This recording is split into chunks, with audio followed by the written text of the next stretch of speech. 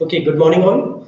This one is our second lecture. In this lecture, we study about information and uncertainty and the relation between uncertainty and information. Okay. Today's topic is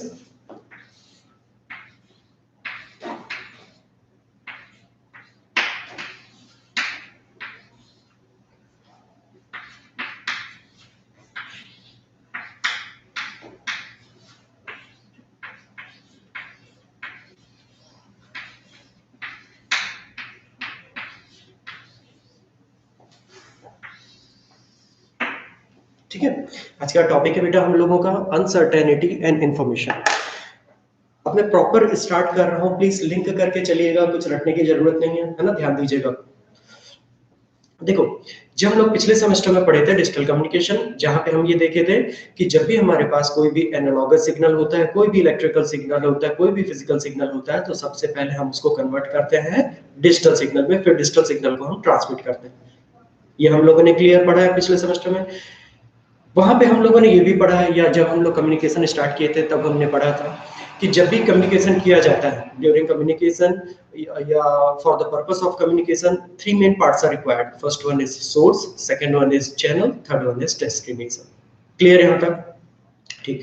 तो ये तो सब ठीक ठाक चल रहा था। अगर हमारी इंफॉर्मेशन मॉड्यूलेटिंग सिग्नल या मैसेज सिग्नल की स्ट्रेंथ अगर कम होती है तो हम लोग मॉड्यूलेशन करके उसको रिसीवर तक पहुंचा भी देते थे। ये भी सब हम लोगों ने पहले पढ़ चुका है। बहुत सारे मेथड्स होते हैं इंफॉर्मेशन ट्रांसमिट करने के, ये भी सब हम लोगों ने पढ़ चुका है। रिसीवर बहुत सारे टाइप के होते हैं, ये भी सब हमने पढ़ा है। तो फिर इस सब्जेक्ट की जरूरत क्यों पड़ी, इंफॉर्मेशन थ्योरी की जरूरत क्यों पड़ी, हम इसका एग्जिस्टेंस एक बार चेक करते हैं, फिर हम लोग अनसर्टेनिटी और इंफॉर्मेशन की तरफ जाते हैं, है ना। देखिए, हम जानते हैं कि जब भी कोई इंफॉर्मेशन ट्रांसमिट की जाती है तो वो कोई सिग्नल ही होता है। अगर हम एनालॉग कम्युनिकेशन की बात करें तो जो ट्रांसमिटेड सिग्नल होगा दैट इज कंटीन्यूअस सिग्नल और एनालॉगस सिग्नल। अगर मैं डिजिटल कम्युनिकेशन की बात करता हूं, at that time the modulating signal और the transmitted signal will be digital signal. ठीक है, हम लोगों ने पढ़ा। ठीक, तो अब मुझको ये देखना है कि जो हमारा ट्रांसमीटर था वो भी एक सिस्टम है ना, जो हमारा ट्रांसमीटर था बेटा वो भी एक सिस्टम है, जो हमारा रिसीवर था वो भी एक सिस्टम है। क्लियर है यहाँ तक आप लोगों को?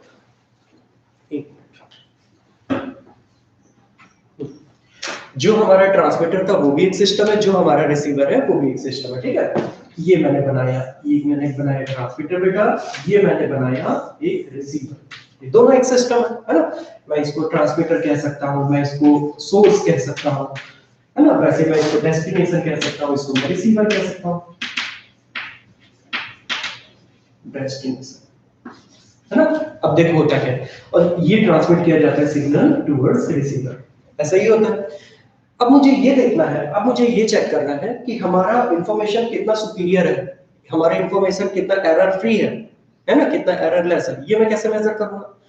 जो सिग्नल मैं यहाँ से ट्रांसमिट करूंगा उसको मैं मेजर कर लेता हूँ, जो सिग्नल रिसीव्ड होगा उसको मैं मेजर कर लेता हूँ। अगर दोनों सेम है तो दैट मींस हमारा एरर फ्री ट्रांसमिशन होगा। बात यहां तक समझ में? क्योंकि हम जानते हैं कि ये जो चैनल होता है यहीं पे नॉइज मर्ज होती है। तो अगर मैं जब मैं एनालॉग कम्युनिकेशन की बात करता हूं तो बेटा यहाँ पे मैसेज सिग्नल ट्रांसमिट हो रहा है ना। जब लोग एनालॉग सिग्नल की बात करते हैं तो किस टाइप का मैसेज सिग्नल ट्रांसमिट होता है, किस टाइप की इलेक्ट्रिकल क्वांटिटी ट्रांसमिट होती है? That is either current either voltage, है ना। वो या तो करंट होगी या तो फिर हमारी वोल्टेज होगी। दोनों केस में इलेक्ट्रिकल क्वांटिटी होगी, हम उसको मेजर कर सकते हैं। तो हमने ट्रांसमीटर साइड में अगर जो भी मैसेज सिग्नल है अगर मैं उसको मेजर कर सकता हूं, रिसीवर साइड में भी जब रिसीव होगा मैं उसको मेजर कर लिया। अगर उसमें नॉइज मर्ज नहीं होगी तो अगर मैं 5 वोल्ट पे ट्रांसमिट किया होगा तो रिसीवर में भी मुझे 5 वोल्ट मिलेगा, तब मैं ये समझूंगा कि कोई भी इंफॉर्मेशन लॉस नहीं हुई है। बात यहां तक समझ में आई आप लोगों को? लेकिन जब हम डिजिटल कम्युनिकेशन की बात करते हैं या जब हम ये मानते हैं कि हमारा जो भी डेटा है वो इन फॉर्म ऑफ बिट्स है या हमारा जो डेटा है वो डिस्क्रीट है ना, तब क्या होगा? तब तो मैं उसे मेजर नहीं कर सकता, है ना। तब उसके कैसे मेजर करेंगे? ऐसा थोड़ी हो सकता है कि सपोज यहाँ पे 10 बिट्स है, वहां यहाँ से मैंने सपोज यहाँ से मैंने 1 to 6 बिट ट्रांसमिट की है और यहाँ पे भी मुझे 6 बिट मिल गई है, तो मैं ये थोड़ी मानूंगा कि हमारा जो डेटा है वो एरर फ्री है। आप यहाँ पे देखिए दोनों जगह नंबर ऑफ बिट सेम है, लेकिन जो यहाँ पे बिट्स हैं वो तो डिफर कर गई हैं, है ना। तो सिर्फ बिट्स को काउंट करके हम ये डिजिटल कम्युनिकेशन में या डिस्क्रीट में हम लोग ये मेजर नहीं कर सकते कि हमारा कम्युनिकेशन कितना एरर फ्री कम्युनिकेशन है। बात समझ में? इस सब अब हमें क्या करना होगा, अगर हमें अपने सिस्टम की परफॉर्मेंस को मेजर करना होगा, अभी सिस्टम वर्ड कहाँ पे आता है? देखो बेटा, ये जो सोर्स है ना, ये जो सोर्स है, ये सोर्स बहुत सारे एलिमेंट से मिलकर बना होगा। When we combine several elements to perform a desired task, at that time that group of element is known as system. बात समझ में? वैसे मैं रिसीवर की भी बात करूंगा। अगर यहाँ पे जो रिसीवर है, अगर जो यहाँ पे जो डेस्टिनेशन है, जो बहुत सारे एलिमेंट से मिलके बना हुआ है, अगर वो किसी एक डिजायर्ड टास्क को परफॉर्म कर रहा है, तो मैं इसको वीक सिस्टम कहूंगा। बात समझ में? तो अब मुझे इसकी परफॉर्मेंस को मेजर करना है, सिस्टम की परफॉर्मेंस को मेजर करना है। बात समझ में? अगर वो इलेक्ट्रिकल क्वांटिटी होती, अगर ये जो मेरा सोर्स होता, अगर वो एनालॉगस सोर्स होता, तो डेफिनेटली जो ट्रांसमिटेड सिग्नल होता वो एनालॉगस सिग्नल होता। और मैं जानता हूं कि किसी भी इलेक्ट्रिकल क्वांटिटी को we can easily measure it, है ना? हम किसी भी इलेक्ट्रिकल क्वांटिटी को हम इजीली मेजर कर सकते हैं। तो यहाँ पे मुझे किसी और पैरामीटर की जरूरत, किसी और थ्योरी की जरूरत पड़ती ही नहीं, है ना? लेकिन अब हम यहाँ पे देख रहे हैं कि यहाँ पे हमारे पास जो सोर्स है वो इंफॉर्मेशन प्रोड्यूस कर रहे हैं इन फॉर्म ऑफ बिट्स, और साथ ही साथ बात यहाँ तक क्लियर है, क्योंकि ये in form of bits data को जनरेट कर रहा है, तब हम अगर सिस्टम की परफॉर्मेंस को मेजर करना चाहें, तब हम लोग मेजर नहीं कर सकते, क्योंकि ये मेजरेबल क्वांटिटी नहीं है अभी। बात समझ में? तो इस समय एग्जिस्टेंस आएगा बेटा हमारे इंफॉर्मेशन थ्योरी का। बात समझ में? इंफॉर्मेशन थ्योरी हम लोग क्यों पढ़ रहे हैं, ठीक है? अच्छा, अब जब हम लोग ये सोर्स की बात करते हैं, ये सोर्स मतलब वो सिस्टम या वो फिजिकल क्वांटिटी जो कुछ मैसेज या जो कुछ इवेंट्स जनरेट कर रहा है। अब मैं कुछ वर्ड्स को इंट्रोड्यूस करूंगा, बार बार ध्यान रखिएगा, है ना? जब भी मैं इवेंट बोलूंगा बेटा, इवेंट से आप लोग समझिएगा कि कोई भी सोर्स जो मैसेज जनरेट कर रहा है उसको इवेंट्स भी कह सकते हैं। आप लोग पीआरवी में, प्रोबेबिलिटी रैंडम वेरिएबल में, ये सब पढ़े होंगे, है ना? सपोज ये मेरा एक सिस्टम है, ये कोई मैसेज जनरेट कर रहा है ना? अब जो भी मैसेज जनरेट कर रहा है वो हमेशा फिक्स तो होगा नहीं, मैसेज तो हमारा चेंज हो सकता है ना? हो सकता है कभी हमारा मैसेज जो है 1010 रहे, कभी हमारा मैसेज 1111 रहे। बात यहाँ तक समझ में? तो जो भी हमारा मैसेज सिग्नल रहेगा, अब वो हमारी रैंडम क्वांटिटी हो गई। बात समझ में आ गई? तो क्योंकि हमारी जो भी मेजरेबल क्वांटिटी है, अब वो एक रैंडम क्वांटिटी है। बात समझ में आई? तो इसलिए हम लोग यहाँ पे मेजरमेंट के लिए प्रोबेबिलिटी का यूज करेंगे, है ना? अपना पिछले सेमेस्टर में हम लोगों ने पहले ही भी पढ़ा था कि जब भी हमें कोई भी पीरियोडिक सिग्नल मिलता है, पीरियोडिक सिग्नल को we can easily analyse the periodic signal by using Fourier series et cetera, है ना? तो लेकिन जब हमें कोई भी रैंडम सिग्नल को स्टडी करना होता है, suppose we need to study a noise signal, so noise signal को हम लोग फोरियर सीरीज से मेजर नहीं कर सकते। At that time we need to calculate its we need to analyse the system, we need to calculate the performance by using probability. बात यहाँ तक समझ में? तो हमें यहाँ पे प्रोबेबिलिटी का यूज करना पड़ेगा। तो जो भी पूरी इंफॉर्मेशन थ्योरी है बेटा, वो पूरी प्रोबेबिलिटी के इर्द गिर्द घूमेगी, है ना? अब ये प्रोबेबिलिटी और ये अनसर्टेनिटी का कुछ रिलेशन होता है। अब वो ध्यान दीजिएगा, मैं कुछ बताने जा रहा हूँ, प्रोबेबिलिटी और अनसर्टेनिटी का क्या रिलेशन होता है। देखिए, जब भी कोई भी सोर्स इंफॉर्मेशन ट्रांसमिट करता है, तो वो इंफॉर्मेशन कुछ भी हो सकती है। ऐसा तो नहीं है कि इंफॉर्मेशन हमेशा फिक्स होगी। बात समझ में? अगर मैं सोर्स हूं तो मैं हो सकता है फर्स्ट लेक्चर में मैं आप लोगों को आईटीसी पढ़ा रहा हूं, सेकंड लेक्चर में आप लोगों को एसी पढ़ा रहा हूं, थर्ड लेक्चर में आप लोगों को मैं डिजिटल पढ़ा रहा हूं। सोर्स तो सेम है, लेकिन जो भी मैसेज सिग्नल मैं ट्रांसमिट कर रहा हूं, जो भी इवेंट मैं जनरेट कर रहा हूं, it can be very according to the time, और मैं कह सकता हूं अकॉर्डिंग टू इंस्टेंस। ये हमारा जो भी मैसेज सिग्नल वो कंटीन्यूअस वेरी हो रहा है। यहां तक क्लियर है आप लोगों को? तो क्योंकि ये लगातार वेरी हो रहा है, तो अब मैं इसे कैसे मेजर करूं, अब मैं इस प्रोबेबिलिटी को कैसे मेजर करूं? तो एक चीज ऑब्जर्व ये किया गया कि जब किसी भी इवेंट के होने की प्रोबेबिलिटी ज्यादा होती है, I repeat, when the probability of occurrence is greater, then at that time the information considered या the information contained by the signal is less, है ना? किसी भी इवेंट के होने की प्रोबेबिलिटी जब ज्यादा होगी, तो उसमें जो भी इंफॉर्मेशन होगी वो हमारी कम होगी। बात यहां तक समझ में आई आप लोगों को? मैं एक सीधा सा एक एग्जांपल बताता हूं, जनरलाइजिंग एग्जांपल बताता हूं। सपोज मैं आप लोगों से कह रहा हूं कि एक वर्ल्ड कप हुआ, एक क्रिकेट वर्ल्ड कप हुआ। In that cricket world cup, इस बार का जो क्रिकेट वर्ल्ड कप है उसमें इंडिया जीत गई, है ना? बात यहां तक क्लियर है? एक क्रिकेट वर्ल्ड कप हो रहा है, उसमें इंडिया जीत गई, ठीक है? अब मैं एक स्टेटमेंट बोल रहा हूं, मैं एक दूसरा स्टेटमेंट बोल रहा हूं कि क्रिकेट वर्ल्ड कप हुआ, क्रिकेट वर्ल्ड कप में इस बार पाकिस्तान जीत गई। बात समझ में? तो क्योंकि अभी हम देख रहे हैं कि लगातार जितने भी वर्ल्ड कप्स हुए हैं, वर्ल्ड कप में हमेशा इंडिया पाकिस्तान को हराती है, तो इंडिया की जीतने की प्रोबेबिलिटी ज्यादा है, अगर मैं प्रीवियस रिजल्ट को मॉनिटर करते हुए बोलूं तो, है ना। तो क्योंकि इंडिया के जीतने की प्रोबेबिलिटी ज्यादा है, इसलिए इस मैसेज की इंफॉर्मेशन कम है।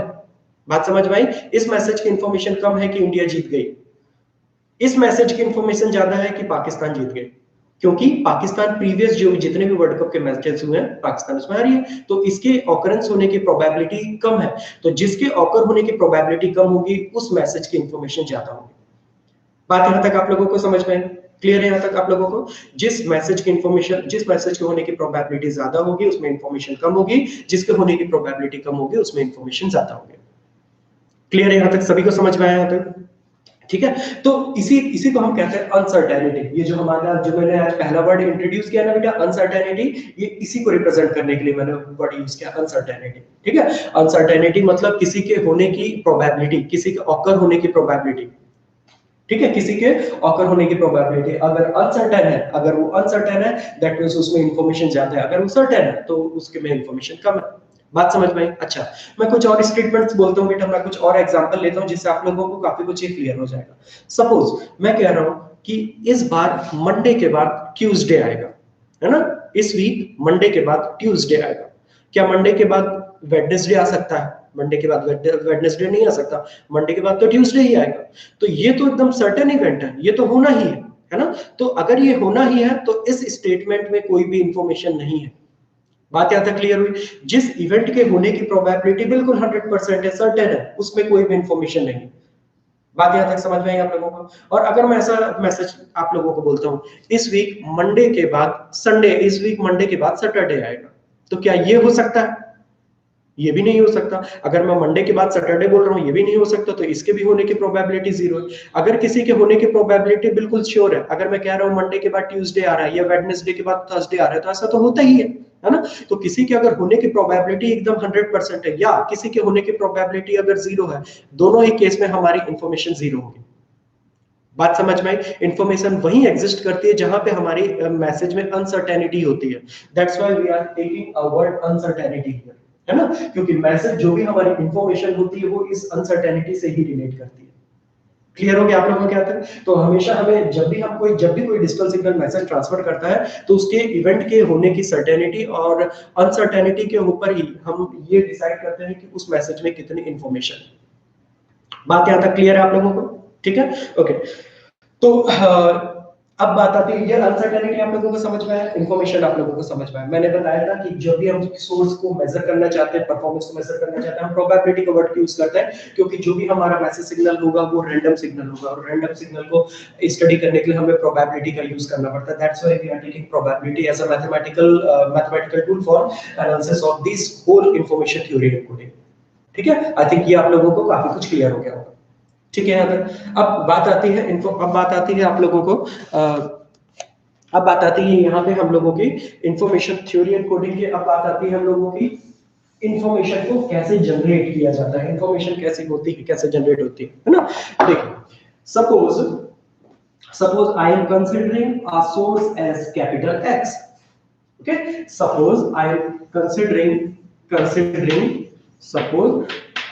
कंसिडरिंग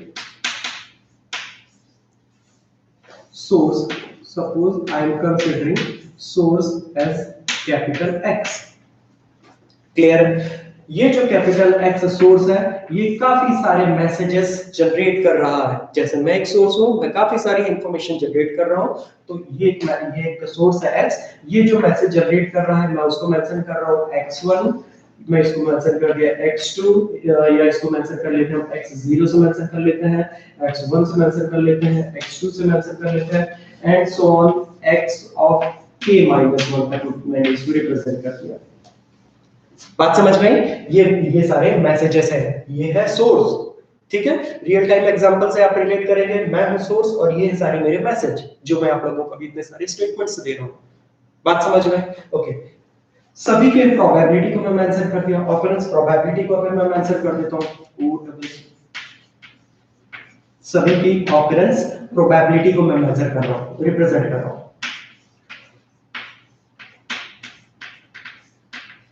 है ना। सभी की ऑकरेंस प्रोबेबिलिटी को मैं बोल रहा हूं। x0, ये वाला जो पहला मैसेज है, अगर इसके ऑकरेंस की प्रोबेबिलिटी को मैंने मेजर कर दिया p of 0, इसके होने की प्रोबेबिलिटी को मैंने मेंशन कर दिया p ऑफ 1, इसके होने की प्रोबेबिलिटी को मैंने मेंशन कर दिया p ऑफ 2। मैं कैसे लिख रहा हूं, 0 की 0, 1 की 1, 2 की 2। क्लियर बेटा? And so on. वैसे ही मैंने x ऑफ k माइनस 1 की प्रोबेबिलिटी को मेंशन कर दिया p ऑफ k माइनस 1। ठीक है, ये सारे मैसेजेस हैं, ये इनकी प्रोबेबिलिटी है। एक चीज ध्यान रखना बेटा कि कभी भी अगर मुझे इंफॉर्मेशन कैलकुलेट करनी है किसी भी मैसेज की, तो मैं सिर्फ बाय यूजिंग प्रोबेबिलिटी भी उसे कैलकुलेट कर सकता हूं। ठीक है, ओके। अब ये जो सोर्स है, ये जो सोर्स है, इस सोर्स को मैं कहूंगा डिस्क्रीट इंफॉर्मेशन सोर्स इफ, मैं फिर से रिपीट कर रहा हूं, ये जो मेरा सोर्स है x, इसको मैं कहूंगा discrete information source if and only if the summation of k equals to 0, k minus 1, pk equals to 1। अब इसका क्या मतलब हुआ? ठीक है, k equals to 0 to k minus 1, that means मुझे यहाँ पे सारी वैल्यूज को सम अप करना है, सारी प्रोबेबिलिटीज को सम अप करना है from p0 to p of k minus 1। अगर एक सोर्स जितने भी मैसेज जनरेट कर रहा है, अगर मैं सारे मैसेजेस की प्रोबेबिलिटी को आपस में ऐड कर दूं और ऐड करने के बाद अगर टोटल प्रोबेबिलिटी मुझे 1 मिले, तो इस टाइप के सोर्स को कहूंगा मैं डिस्क्रीट इंफॉर्मेशन सोर्स। याद रहेगा आप लोगों को? At that time this source x is known as discrete information source. कई बार ये एग्जाम में पूछा जाता है, at that time this source is known as discrete information source. Clear है? जैसे फॉर एग्जांपल अगर मैं एक कॉइन को टॉस कर रहा हूं, है ना, एक कॉइन को टॉस किया, हेड आने की प्रोबेबिलिटी, टेल आने की प्रोबेबिलिटी अगर इक्वल है, हेड आने की प्रोबेबिलिटी, टेल आने की प्रोबेबिलिटी इक्वल है, तो दोनों की प्रोबेबिलिटी को, हेड आने की प्रोबेबिलिटी को भी 1/2 कहता हूं, टेल आने की प्रोबेबिलिटी को भी मैं 1/2 कहता हूं। ठीक है, और तो थर्ड कोई आ नहीं सकता। तो अगर मैं दोनों को सम अप किया तो ओवरऑल मेरा प्रोबेबिलिटी कितनी हुई बेटा? ओवरऑल मेरी प्रोबेबिलिटी 1 हो गई। तो इस टाइप के सोर्स को हम कहेंगे, इस टाइप के इवेंट को हम लोग कहेंगे, इस टाइप के सोर्स को हम लोग कहेंगे डिस्क्रीट इंफॉर्मेशन सोर्स। बात यहां तक आप लोगों को क्लियर है? आप लोग अपनी कॉपी में 2 मिनट में ये सब मेंशन कर सकते हैं, इसके बाद मैं आगे बता रहा हूं। जल्दी से कॉपी में मेंशन कर लीजिए जो भी लिखा हुआ है।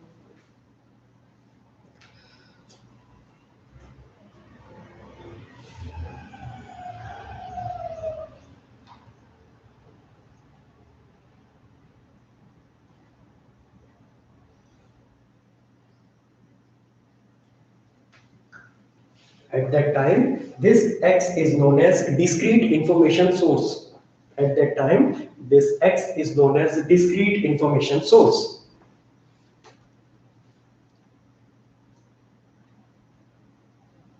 लिख लिए? लिख लिए आप लोग? एक बार रिप्लाई कर सकते हैं। लिख लिए सभी लोग?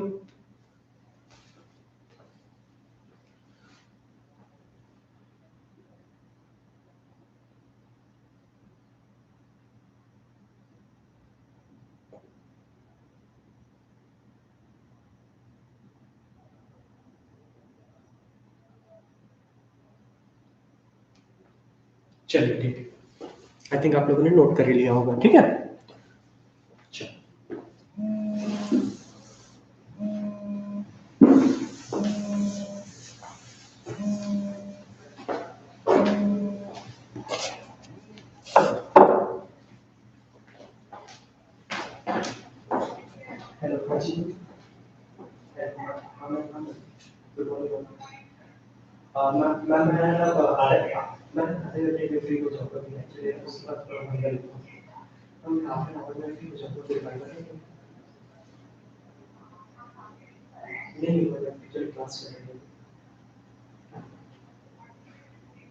बस हाफ एन आवर बाद में बस आते हैं।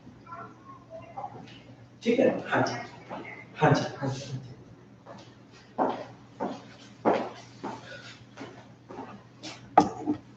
ठीक है, काफी लोगों ने, ठीक है। चलो अब बात आती है इंफॉर्मेशन की। यहां तक समझ में आ गया डिस्क्रीट इंफॉर्मेशन सोर्स क्या होता है? समझ में आ गया सभी को? चलो अब बात आती है प्रोबेबिलिटी इंफॉर्मेशन की, है ना।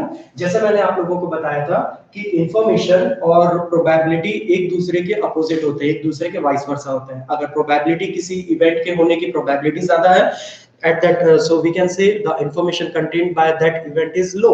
If the probability of that event or occurrence of that event is high, at that low, at that time we can say the information contained by information contained by information contained by that information contained by that event is high.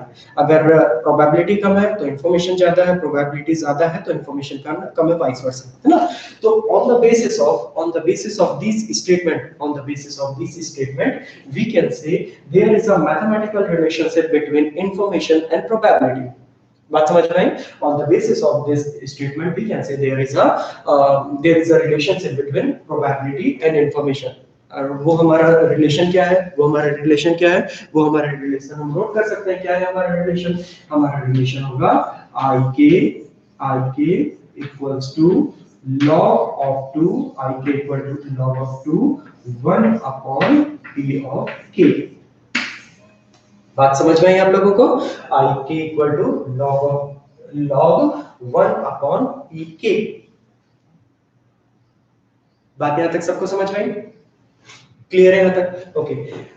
अब on the basis, यहां तक clear है सभी को? ये हमारी information है, information calculate किया जाता है log 1 upon P k. This one is probability, ये हमारी इंफॉर्मेशन है, ठीक है? अब अगर मैं इस लॉग की बेस में यहाँ पे 2 पुट अप कर दूंगा, इस समय जो हमारी इंफॉर्मेशन की यूनिट हो जाएगी उसको हम कहेंगे bit. Bit stands for binary digit. Clear है? अगर मैं यहाँ पे इसकी बेस को 2 ले लूंगा, लॉग की बेस को 2 ले लूंगा, तो इसका मतलब क्या हुआ? कि इसका मतलब ये हुआ कि जो भी हमारी इंफॉर्मेशन है उसकी यूनिट हमारी हो जाएगी बिट। नोट कर लीजिएगा आप लोग यहाँ पे सभी, ठीक है? अच्छा, अब ये हमारे कैलकुलेटर में अगर ये पॉसिबल नहीं है तो अगर मैं इसे मैथमेटिकल कैलकुलेट करना चाहता हूं तो मैं कैसे निकालूंगा बेटा? आप दोनों जगह log 10 ले लीजिएगा, यहाँ पे भी log 10 ले लीजिए और डिनोमिनेटर में भी log 10 ले लीजिए, है ना? अगर मुझे इसको कैलकुलेट करना है तो। और मैं ऊपर मेंशन कर दिया 1 अपॉन pk और नीचे मेंशन कर दिया हूं मैंने 2, है ना? तो अगर मुझे इसको कैलकुलेट करना है बाय यूजिंग बेस 10 तो हम इसको ऐसे भी निकाल सकते हैं, हम इसको ऐसे भी कैलकुलेट कर सकते हैं। अगर आपके कैलकुलेटर में फीचर दिया है कि आप लोग बेस चेंज कर सकते हैं, then you can easily do it. आप इसको इजीली बाय यूजिंग बेस 2 को यूज करके आप कैलकुलेट कर सकते हैं। बात समझ में? तो जो पूरी हमारी इंफॉर्मेशन थ्योरी एंड कोडिंग का जो भी हमारा चैप्टर है, पूरे चैप्टर में हम लोग इसी बाइनरी यूनिट का यूज करेंगे, इसी डिजिट का यूज करेंगे, ठीक है? आई थिंक ये क्लियर हो गया होगा आप लोगों को, ठीक? ओके। अब दूसरी बात क्या आती है? अब दूसरी बात ये आती है कि अगर इसके यूनिट हम 2 की जगह अगर इसकी यूनिट में नेचुरल ई कर दिया, है ना? नेचुरल ई कर दिया, तब हमारी ये जो यूनिट है वो हमारी नेट हो जाती है। क्लियर रहेगा आप लोगों को? ये सब चीजें ध्यान रखिएगा। और इसका मतलब ये हुआ कि सिर्फ हम लोग जो ई के बेसिस पे, हमारी जो ई मतलब जो बेस है, बेस के बेसिस पे हम अपनी यूनिट को डिसाइड करते हैं कि हमारी यूनिट क्या होगी। क्लियर आप लोग? तो आप लोगों को ज्यादा नेट की तरफ जाना नहीं है, क्योंकि जो हमारी पूरी की पूरी जो भी हमारी इंफॉर्मेशन थ्योरी है, इंफॉर्मेशन थ्योरी में हम लोग बेस 2 ही कैलकुलेट करेंगे, ठीक है? और मैंने आप लोगों को इसका मैथमेटिकल कैलकुलेशन बताया, कैसे बताया? अगर आप लोग अपने कैलकुलेटर में ये नहीं कर पा रहे हैं तो आप लोग बेस 10 में ही करिए। सबसे पहले जो भी क्वांटिटी को कैलकुलेट कर रहे हैं, सबसे पहले बेस 10 में वो निकाल दीजिए, फिर उसके बाद उसको log बेस 2 से डिवाइड कर दीजिए, तो आपको यही क्वांटिटी वापस मिल जाएगी। Clear? So this one is the mathematical relationship between information and probability, because we know that there is inverse relationship between probability and information. If probability decreases, that at that time information increases. If probability increases, at that time information decreases. Clear है? तो इसी statement के basis पे हमने ये दोनों के बीच में ये रिलेशनशिप बनाई है, ठीक है? आप इसको नोट कर सकते हैं, आप इसको जल्दी से नोट कर लीजिएगा। There is the relationship between probability and information. Okay? If we consider base at E, then at that time we have to consider its unit as net. Okay? Okay. Note कर लीजिए। Okay. Now there are several properties of information. Now there are several properties of information. Now there are several properties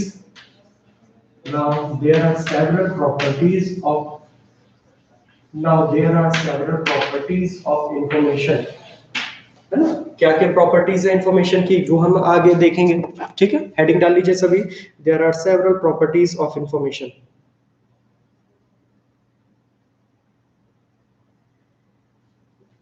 there are several properties of information.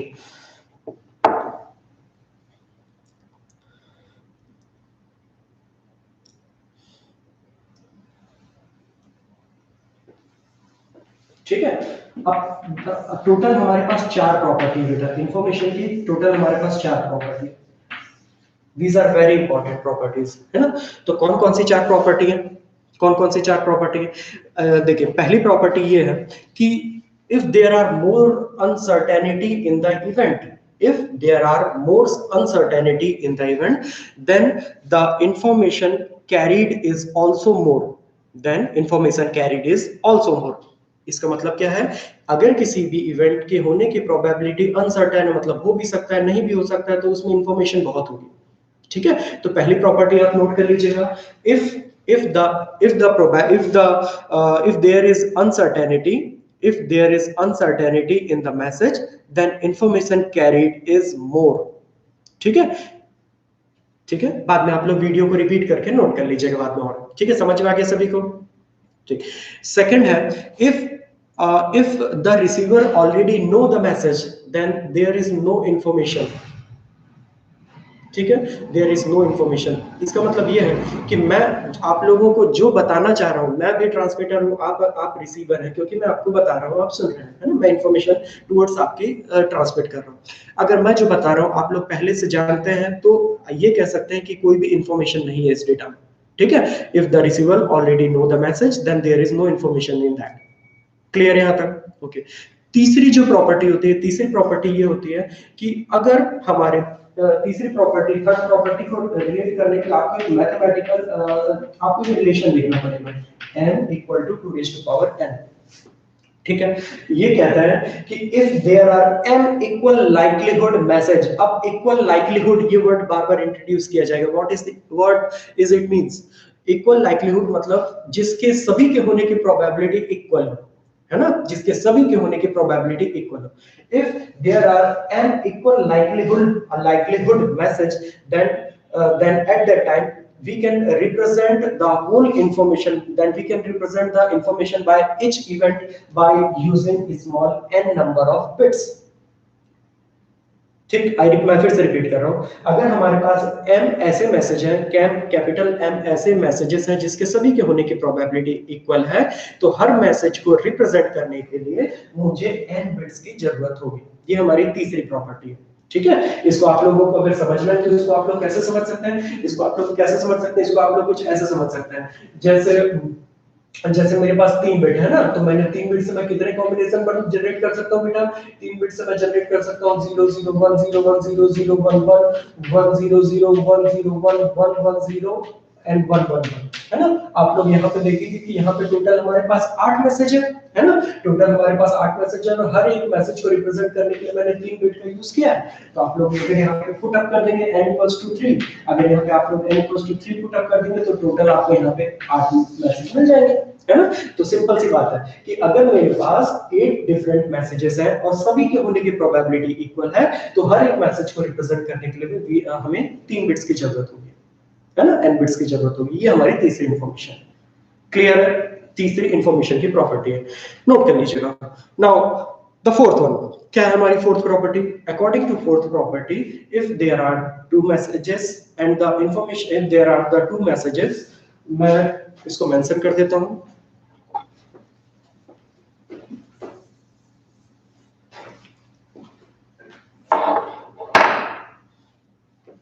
है ना। अब fourth क्या है? If there are 2 messages, क्या क्या है हमारे पास? 2 message, एक है मेरा M1 और एक है मेरा M2, है ना।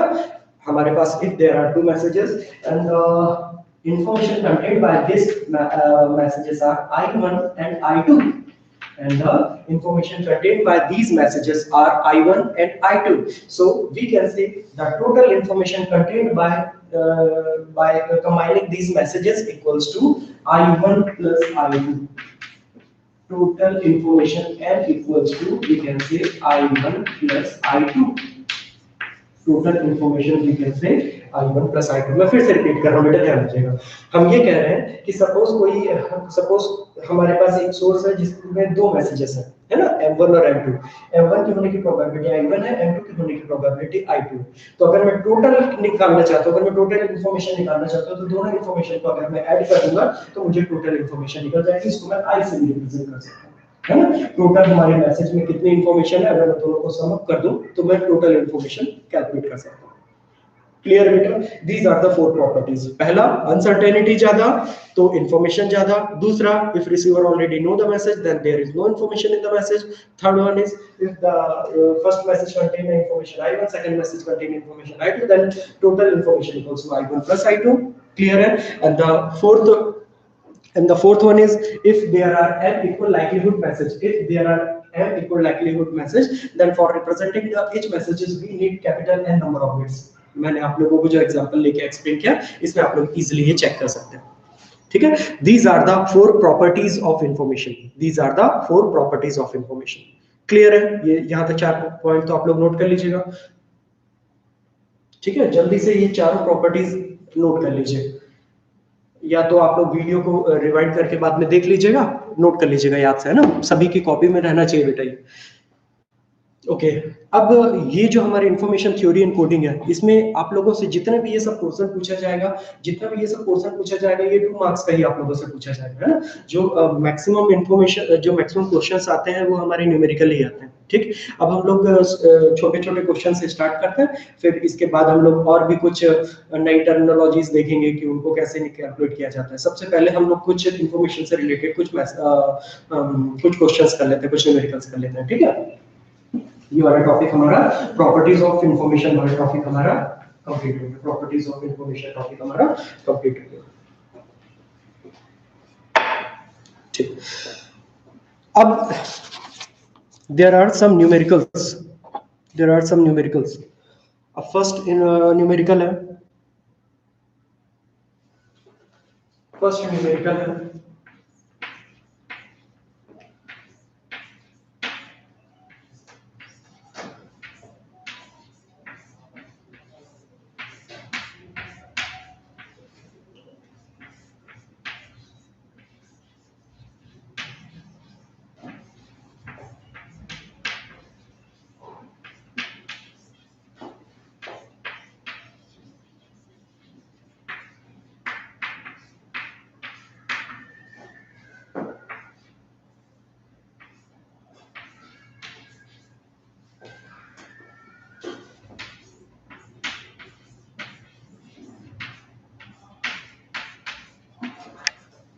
probability of event pk equals to 1/4.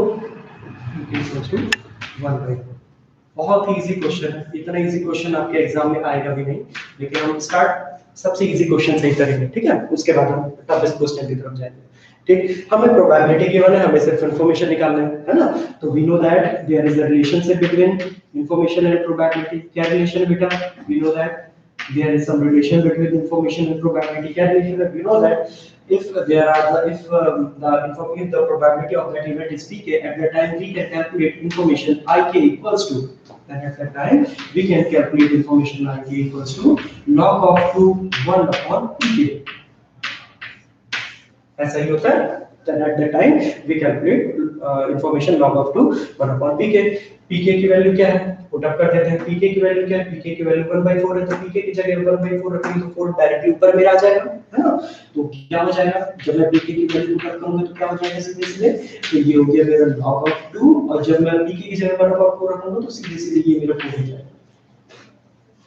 बात समझ में? ये आप लोग इजीली कैलकुलेटर में कैलकुलेट कर सकते हैं इसकी वैल्यू क्या है। अगर कैलकुलेटर में कैलकुलेट करने में आप लोगों के अगर बेस की वैल्यू नहीं गिवन है ना, कैलकुलेटर में अगर बेस की वैल्यू नहीं गिवन है तो by using simple taking base 10 you can also calculate it. जब आप लोग इसका यूज करेंगे तो आप लोग इसको ऐसे भी कैलकुलेट कर सकते हैं।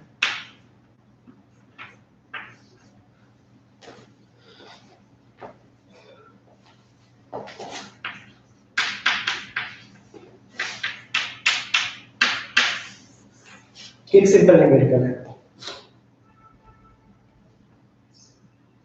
क्लियर है? एक सिंपल न्यूमेरिकल है कि अगर मेरी प्रोबेबिलिटी गिवन है, प्रोबेबिलिटी के थ्रू कैसे कैलकुलेट किया जाता है। अच्छा, अगर आप लोग अभी कैलकुलेटर नहीं लिए हैं बेटा तो कुछ चीजें आप लोग ध्यान रखिए कि log base 10 अगर मैं 2 की वैल्यू निकालता हूं इसकी वैल्यू 1 होती है, log base 10 4 की वैल्यू निकालता हूं इसकी वैल्यू 2 होती है, तो 2 divide by 1 equals to simple 2 होता है ना? ये अगर आप लोग कैलकुलेटर रखे हुए हैं, क्योंकि अभी जो बीएस जो नया कैलकुलेटर है, एडवांस कैलकुलेटर, उसमें आप सीधे बेस की वैल्यू चेंज कर सकते हैं। तो आप लोग यहां पे बेस की वैल्यू को पुट ऑन करेंगे तो डायरेक्टली आपको इंफॉर्मेशन मिल जाएगी। और क्योंकि हमने यहां पे बेस को 2 कंसीडर किया, that's why we are considering the unit as bit. if we consider the unit as E, then at that time we need to represent this unit as NAT net. Clear है? इसको note कर लीजिएगा। और एक question देखते हैं, ठीक है, और एक क्वेश्चन देखते हैं, ठीक है। आप लोग वीडियो को थोड़ा सा पीछे जाके इसको नोट कर सकते हैं।